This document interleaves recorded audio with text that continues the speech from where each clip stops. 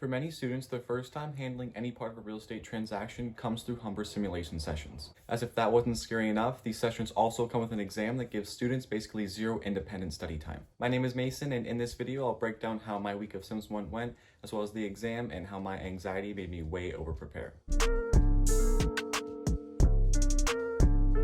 Now, since most students feel nervous leading up to their simulation sessions, I'll start there first. I did find myself feeling a little nervous leading up to these sessions, and that's just because I was unsure of some things like how much e-learning I would need to recall, how awkward the role-playing would be, and just the fact that there's no study time for the exam.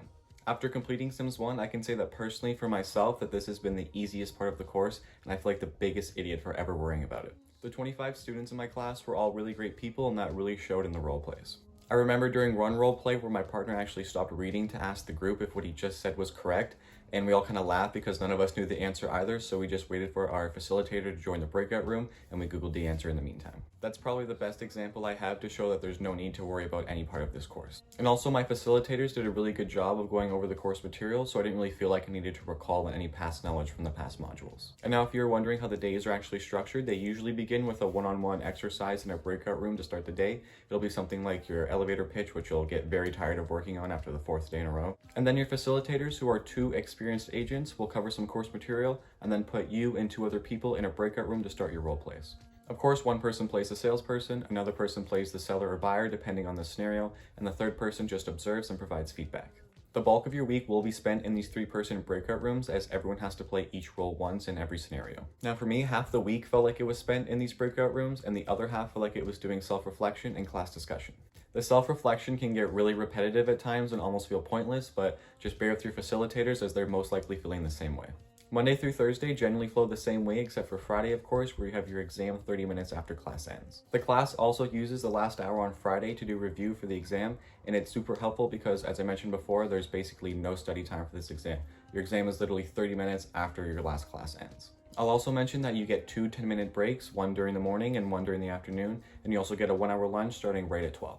Of course, if you wanted to know how each day is broken down ahead of time, you can go to your learning management system where all your other modules are, and Humber will have all your workbooks listed here. Here you can print and view all the material for the week, and Humber of course provides this ahead of time so you can go through all of it at your own pace. This is also the same place where the links to your Zoom meetings will be, so there's no need to worry about waiting on a code or some type of email to get access. Just a heads up, if you don't have access to another screen or monitor, I highly recommend you print the course material because it's very difficult to navigate things like the workbook and the Zoom call all on one screen. And another heads up, it's also super annoying to have to print all the material as it's close to 400 pages.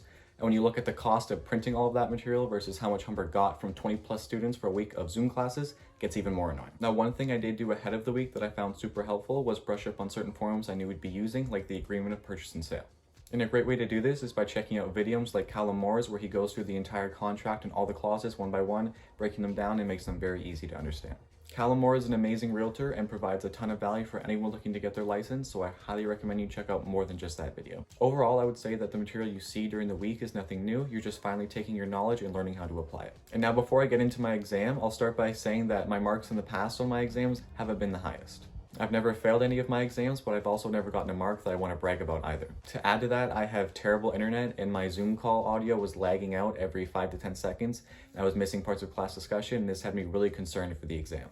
The exam is 50 multiple choice questions, and despite my laggy internet that made me miss parts of class discussion, I managed to get 45 of those questions right. Almost all 50 questions on the exam were situational, and every question and answer required a lot of reading. I remember one question was asking me which clause would be correct for the given scenario, and I remember reading 2 answers multiple times because they looked identical to each other, only to find out that one clause used the word and the other one didn't. It's kind of mind-blowing to think that one word could cost you an exam mark, but if you're in the field and you're drafting up a contract and you miss a word, it could cost you a lot more. I can't stress enough how much you need to slow down and read these questions on the exam, as they're all very lengthy and your brain's probably fried from doing a week of 9 to 5 Zoom classes. Now personally, I think there's one thing that can make or break your simulation experience, and that is your facilitators. I feel very lucky because I had facilitators that were very positive throughout the whole week and even related to the students on some of the repetitive parts of the course. They also did an amazing job of tying in their own stories and experiences into the course material, which was honestly the best part of my week besides submitting my exam. If you find your facilitators aren't really doing a good job of keeping you engaged, just push through the material in your role plays and the week will be over in no time. Overall, I'd say these sessions are really good for getting practice and building confidence in students, However, I definitely do not think it's worth the $750 Humber received from 25 plus students for a week of Zoom classes, and that's all I'm going to say about that. So yeah, that was my Sims 1 experience. If you have any questions, feel free to comment or even message me on Instagram. I'm always down to talk about the program, and if I didn't waste your time, think about subscribing, and I'll see you in my next video. Thanks for watching.